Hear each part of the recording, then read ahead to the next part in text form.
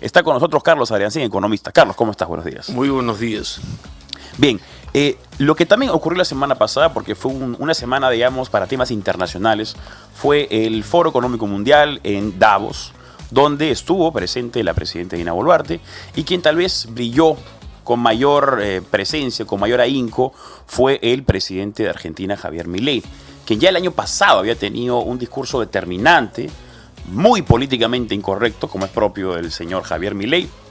Este año no fue la excepción, incluso criticó, llamó de pederastas a aquellas personas que apoyaban la ideología de género, pero fuera del aspecto político, el aspecto social.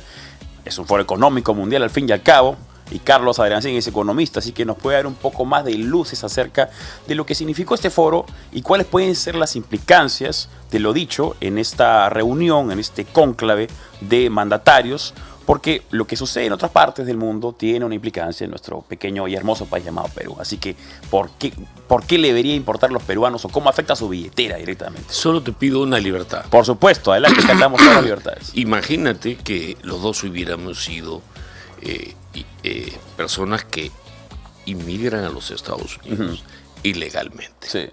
Cometemos un delito y nos devuelven.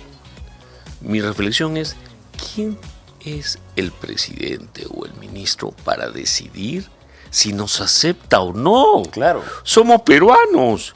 Es un sinvergüenza el presidente, y no me voy a referir a Petro para no insultar a los colombianos, que decide si él, sí o no va a aceptar a sus ciudadanos. Eso es entendible de un tipo hediondo como el dictador venezolano, que no acepta a los venezolanos en su país. Sí. Pero los peruanos que regresan al Perú no solamente deben ser aceptados porque la ley y la Constitución así lo dicen. No es una buena voluntad de Dina ni de Cialer. Para eso les pagamos. Ellos vienen a su país. Es más, como el hijo pródigo, deben ser bienvenidos. Claro. Solo que van a generar algunos ajustes. Así que, por amor de Dios, qué bonito es el ex guerrillero colombiano en aceptar a personas que tienen más derecho que él, porque él es el primer mandadero, es el significado de primer mandatario. Sí. Entonces, enfoquemos lo básico. No es opcional no aceptar a nuestros hermanos que han delinquido en otro país. Si han delinquido aquí, de frente. ¿Qué opinas, a donde se pone. ¿Qué opinas acerca de este discurso casi universal? Porque esta conversación que estamos teniendo tú y yo, esta opinión que estamos teniendo, es políticamente incorrecta para seguramente muchos oídos progresistas, pero lamentablemente se ha normalizado. Si uno ve, la mayoría de medios de comunicación están tratando de criminalizar a Donald Trump por ejecutar su responsabilidad, que es justamente depurar al país de aquellas personas que han ingresado de manera ilegal. Cuando hacías la introducción, te referías tácitamente a la guerra molecular. O a la revolución cultural, como la quieran llamar. Te cambian las palabras. En los programas de filosofía se habla de la racionalidad instrumental. ¿Y qué es eso? Que no solamente importa que algo sea lógico y tenga datos, no. También importa lo que tú sientes. Claro. O lo que tú crees. El factor emocional. Instrumental racional. Eso es una pavada.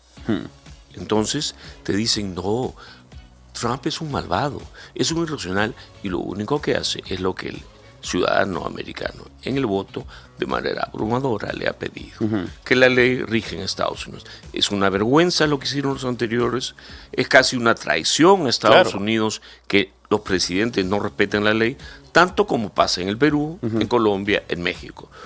Hay mucho de patético, históricamente patético en esta discusión sobre la inmigración. Los que han ido a otros países, y curiosamente, ahí está la geopolítica. Muchos gobiernos de izquierda han mandado a sus peores delincuentes a reventar los Estados Unidos o el Perú. Eso es lo que se dice de Venezuela, ¿no? Que Maduro ha abierto las cárceles y ha dicho, bueno, son libres, pero no acá. Váyanse a Perú, váyanse a Estados Unidos. No es casualidad que grandes productores de fentanilo son mexicanos. Así que por amor y eso está destruyendo Norteamérica. Sí, pues. Así que entendamos bien la cosa. Los países tienen derechos a tener su ley y el que quiere ir a cualquier país, al Perú, debe cumplir la ley. Claro, para poner una analogía y que las personas que nos están escuchando puedan entenderse un poco mejor, vamos a imaginar que mi invitado Carlos Ariancén decide, porque tiene su derecho... Dormir acá. Ponerle pestillo a su casa. Ponerle un pestillo a su casa. Y yo digo, ¿sabes qué, Carlos? No me parece. No me parece que tú le pongas pestillo a tu casa, porque yo me siento un poco ofendido. Porque yo no voy a poder entrar a tu casa sin tu consentimiento ahora. La historia es más compleja, porque yo no puedo ponerle pestillo a mi casa, pierdo mi propiedad privada. Claro. Y cuando pierdo mi propiedad privada, me convierto en esclavo. Y para dormir le voy a tener que pedir permiso al señor de Piérola y decir lo que él quiere para poder comer, para poder dormir. Cuando nos quitan la propiedad privada nos convierten en esclavos. O sea, ¿por qué los habitantes del Tahuantinsuyo no defendieron al opresor inca? ¿Por qué? Porque no tenían propiedad privada. Porque ser habitante del Tahuantinsuyo era un infierno. Por eso, y no por tontos, es que los habitantes del Tahuantinsuyo vieron a los españoles como libertadores. Pero esa es otra historia que podríamos conversar. Ahora quiero hablar del club, el té de tías. A ver. Davos es un té de tías. Primero, es un té de tías corporativo. Los presidentes que tanto destacan los medios son básicamente los personajes curiosos que invitan al foro económico. Se les ha dado mucha respetabilidad, pero no es una reunión del G20, ni siquiera de Naciones Unidas. Es un té de tías que los invita a un resort precioso en Davos, les da comidita deliciosa y ellos toman discursos. Algunos porque le viene al forro, como el señor presidente de la Argentina, y otros para recibir directivas de las corporaciones. Justamente tenemos una nota preparada acerca del foro de Davos, vamos a escucharla o verla para aquellos que nos siguen de manera televisiva. Vamos con la nota.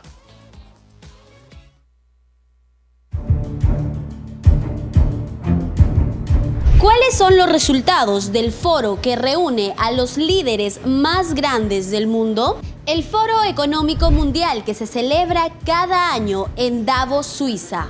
Es un evento donde se discuten los principales problemas económicos y sociales del mundo. Este año, Latinoamérica tiene un papel muy importante en las conversaciones. Este foro es una oportunidad para hablar sobre los desafíos que enfrentan y las soluciones que están buscando. Los temas sobre la mesa son la recuperación económica, el impulso a la industria y la sostenibilidad, y cómo recuperar la justicia social en la región. El presidente de Brasil, Luis Inácio Lula da Silva, ha hablado sobre la importancia de reducir la pobreza y mejorar la inclusión social.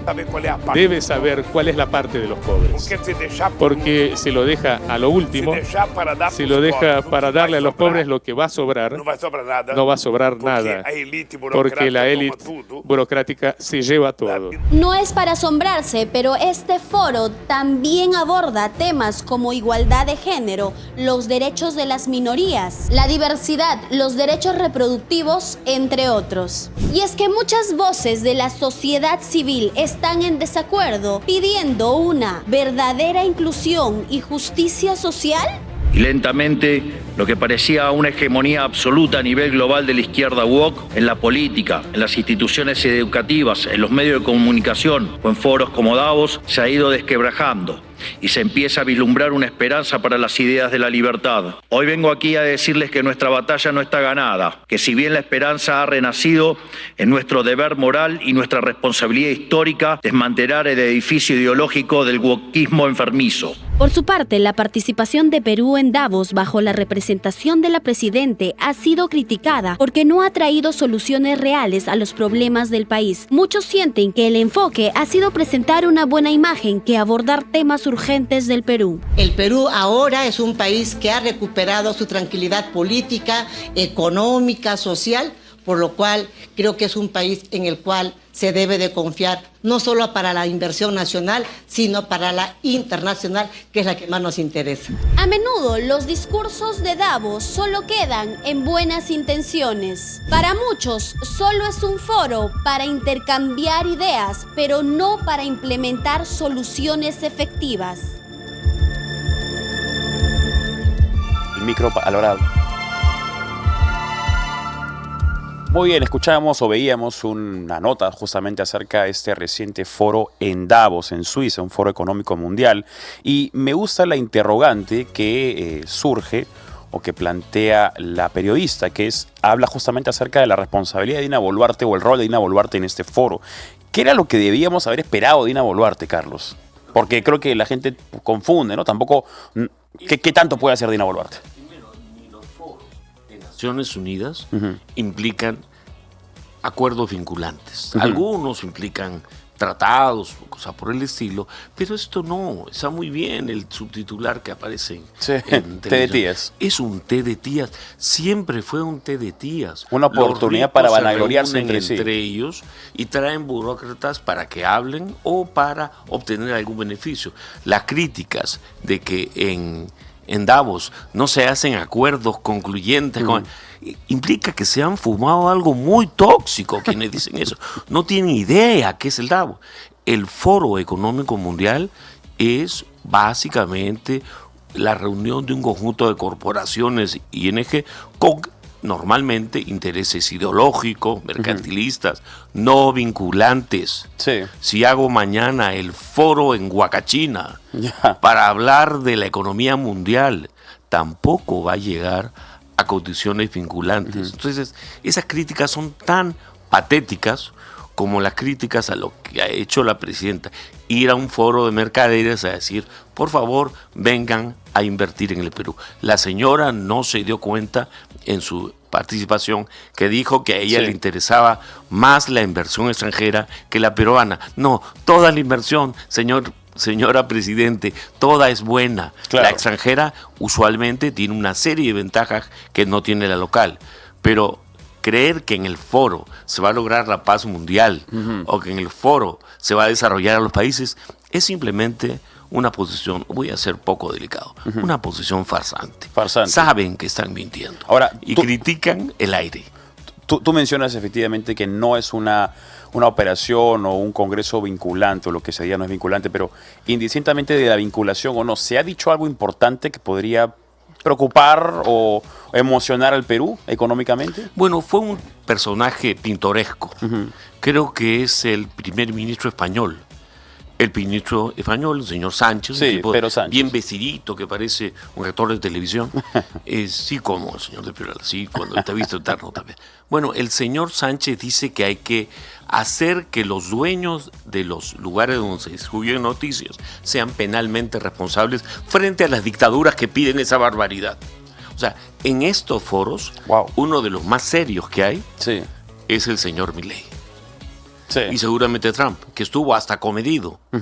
Pero es irrelevante. O sea, quien cree que en el Foro Económico Mundial se sacan las decisiones que cambian la humanidad, no tiene idea del origen de lo que son las reuniones de Davos. ¿Por qué se dan en Davos? Porque tiene hoteles lindos, porque la comidita es riquísima y las corporaciones se ponen en conversación, como diría Adam Smith, para nada bueno. No, además es curioso cómo muchas veces también en estas oportunidades, estas reuniones, se habla mucho acerca de la preocupación por el cambio climático. Sin embargo, todos van en su jet privado, ¿no? Van en jet privado, consumiendo, digamos, mucho más o produciendo mucho más CO2 que la mayoría de personas en el mundo, pero discuten justamente acerca de la preocupación que tienen a nivel mundial por el calentamiento. Ya que hablas de la contaminación, afortunadamente está América Latina. América Latina, señores televidentes, es el pulmón del planeta. Aquí no hay trabajo, no hay inversión, cada vez somos más un paraje que un conjunto de naciones. Los que ensucian son al norte. Acá los que limpian el aire, porque nos estamos muriendo de hambre y no hay producción, somos los latinoamericanos.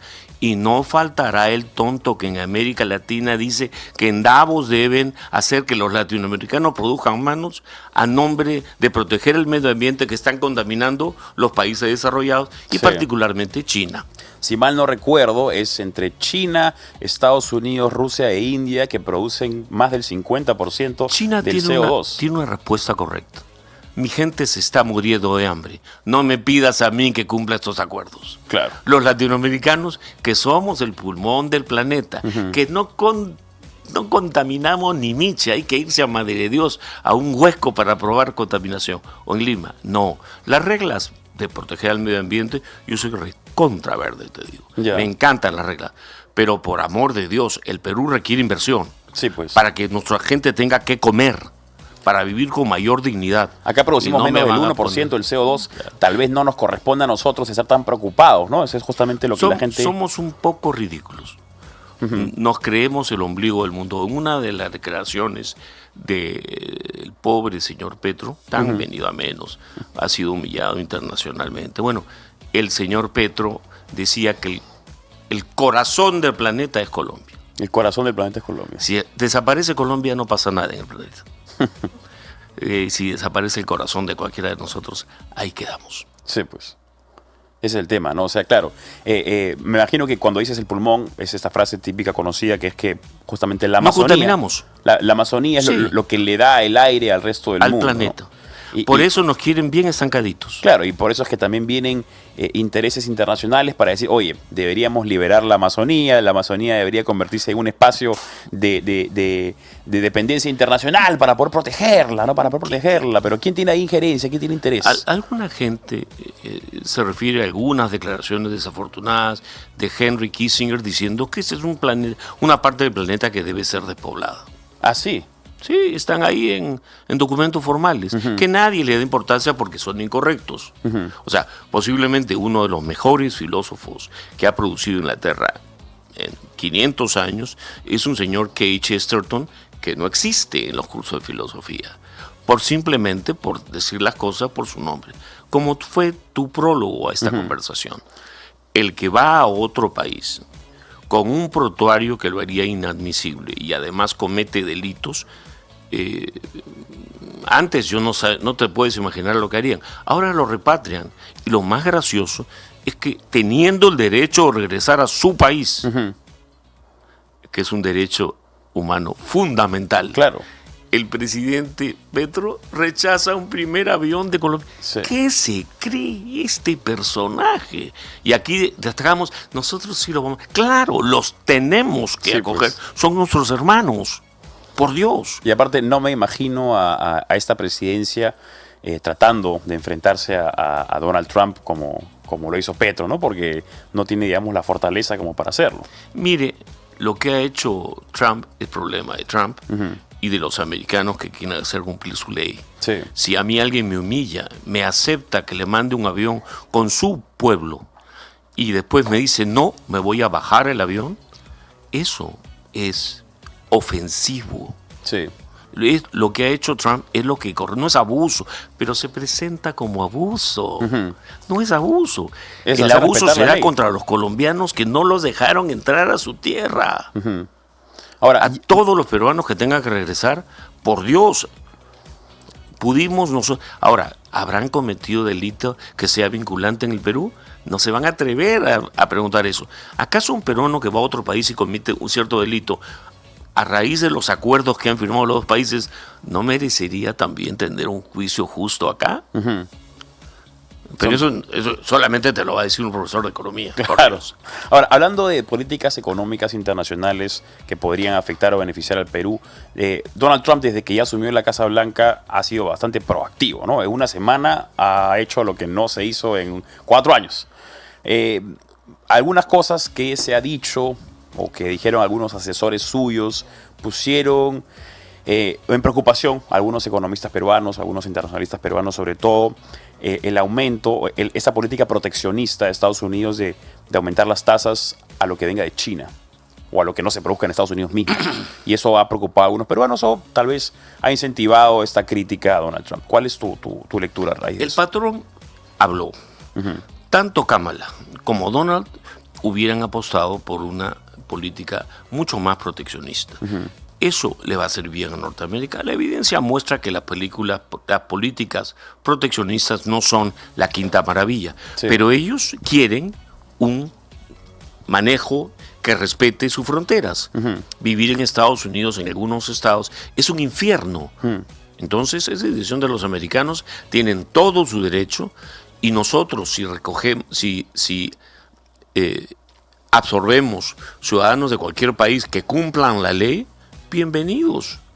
¿Ya? No tenemos tanto stock de capital humano como creemos. Creemos que somos ricos, Sí. creemos que nuestras universidades y institutos técnicos son los mejores del mundo. Los rankings están ahí, Absorber el capital humano me encantaría. Todos los doctores, por favor, con alta producción académica, bienvenidos a este país. Debería ser una legislación, como hacían por años los canadienses. Pero en el caso norteamericano, eso no nos afecta. Pero van a ponerle aranceles a los productos que salgan de Chancay siendo 100% chinos. Señores, eso es lío de gringos. Lío de gringos con chinos. No es problema de Perú. En el caso de que quieran poner aranceles, habiendo un acuerdo de promoción comercial a los productos peruanos, ese es otro cantar. Pero por ejemplo, no podrían. A ver, mi interrogante acá es, si yo soy un exportador de espárragos, sí, y quiero mandar mis espárragos a Estados Unidos, pero que pasen por el puerto de Chancay. Ningún problema, porque mi espárrago no se achina por pasar por Chancay. No se achina por pasar por Chancay. Okay. Ni por pasar por cualquier puerto chileno, ni ecuatoriano, ni colombiano. Solo que si el espárrago viene de Shanghái, te van a decir, no, cholo, con eso no he firmado TLC. Claro. Y toda la parafernalia de gente que te dice que eso le haría daño al Perú, otra vez, siempre acuérdese, señor televidente, lo que es la narrativa. La narrativa, en filosofía, se le llama por su nombre, ficción, mentira. La ciencia es la negación de la narrativa. Todo lo que se origina en el Perú, en este momento, no tiene más que las condiciones que rigen en el acuerdo de promoción comercial. Pero si usted quiere vender sillao chino y hacerlo pasar desde el puerto de Chancay como peruano, ¿cuál es el problema? Sí hay un problema. Sí. La institucionalidad peruana está prostituida. A lo mejor no va a faltar el burócrata sinvergüenza que le ponga sello de Made in Perú a algo hecho en China. Así que llamarlo por su nombre. Ese riesgo puede llevar a los norteamericanos a ser desconfiados de la institucionalidad peruana. Bueno, indistintamente de lo que suceda, en solo una semana Donald Trump ya está dando mucho de qué hablar, así que seguramente este año va a ser bastante movido en el plano internacional. Los gringos están hartos. Estados Unidos está en declive. Lo que le ha dejado Biden a Trump es una maldición. Esos que dicen que la economía norteamericana está bien, ha perdido 10 puntos del PBI global en los últimos 20 años. Por Dios, mire sus indicadores de gobernanza. Está en un declive bárbaro. Tiene razón Milei respecto a Argentina. Se aplica para Trump. Es poco probable que ganen. El daño ha sido enorme.